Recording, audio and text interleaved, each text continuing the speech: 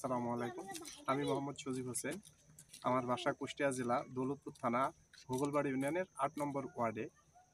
তো আমি আমাদের এই গ্রামের নাম গঙ্গারামপুর। আমি যেখানে বসে আছি এটা একটা হিসনা নদী। এই হিসনা নদীটার তো হিসনা নদীর ব্রিজের উপরে বসে আছি। এটা 2004 সালে নির্মাণ হয় এবং এটা নির্মাণ করেন সাবেক সংসদ সদস্য আলহাজ রেজা আহমেদ বাচ্চুমোল্লা। এই ব্রিজটি নির্মাণ করেন এবং এই ব্রিজটি নির্মাণের সময় তার একটা মানে চোখে সাধারণ মানুষের যে কষ্ট সেটা তার চোখে পড়েছিল। পড়ার পরে এইটাকে নির্মাণ করা হয়। যেমন যখন মানুষ এই শীতের সময় এখানে অনেক পানি থাকতো, ব্রিজ যখন ছিল না, ব্রিজ যখন ছিল না অনেক পানি থাকতো।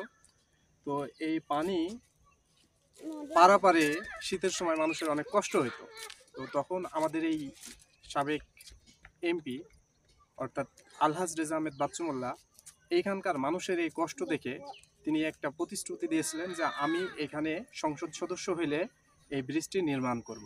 ব্রিজ হওয়ার আগে এখানে কৃষকরা যাতায়াত করতো। জি জি জি যাতায়াত করতো। ওই সময় হচ্ছে পারে সাঁকো দেখা যাচ্ছে যে ভেঙে চুরে যাইতো। তো ওই স্থায়ীভাবে সাঁকোটা থাকতো না। এগুলো দেখার পরে সে এই কাজটি করে দিয়েছিল। তো এই নির্মাণ করার পরে মানুষের এখন কষ্ট লাঘব হয়েছে। তো এইটা কিন্তু ওই পাশে কোনো হচ্ছে পারে বাড়িঘর নাই, সবই মাঠ। একমাত্র ওই মাঠে যাওয়ার জন্য আমাদের এই ব্রিজটা 2004 সালের এই ব্রিজটা নির্মাণ হওয়াতে এই অত্র অঞ্চলের কৃষকের কি সুবিধা হয়েছে? হ্যাঁ, অনেক সুবিধা হয়েছে এটা। তার কারণ যখন হচ্ছে পারে এই ধান কাটার সময় যখন ব্রিজটি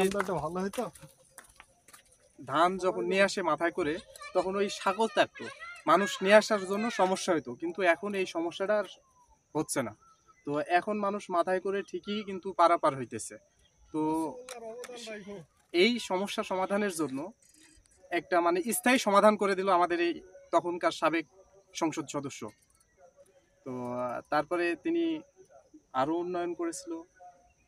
এই পাশ দিয়ে দেখা যাচ্ছে যে মানুষের রাস্তাঘাটের সমস্যা ছিল। ওই ব্রিজ যে রাস্তা আছে ওই রাস্তাটাও তার হ্যারিং রাস্তা ছিল। হ্যাঁ, হ্যারিং রাস্তা ছিল। তখন তার আগে মাটির রাস্তা ছিল। তো এই মাটির রাস্তার থেকে তিনি হ্যারিং রাস্তা অর্থাৎ ইট পাড়ে দিয়ে একটা রাস্তা তৈরি করে দিল। তার অবদান এখানে অস্বীকারের কিছু নাই।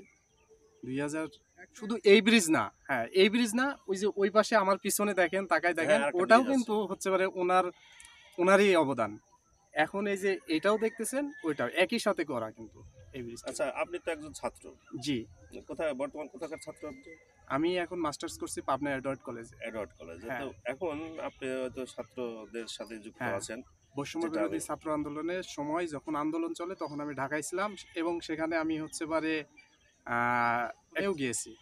আচ্ছা আচ্ছা, জি। তো সব মিলিয়ে আপনি আছেন দৌলতপুর ভূগোলবাড়ি ৮ নম্বর ওয়ার্ডে আপনার বাসা। এই আপামর দৌলতপুরের বর্তমান রাজনীতি সম্পর্কে একটু বলেন।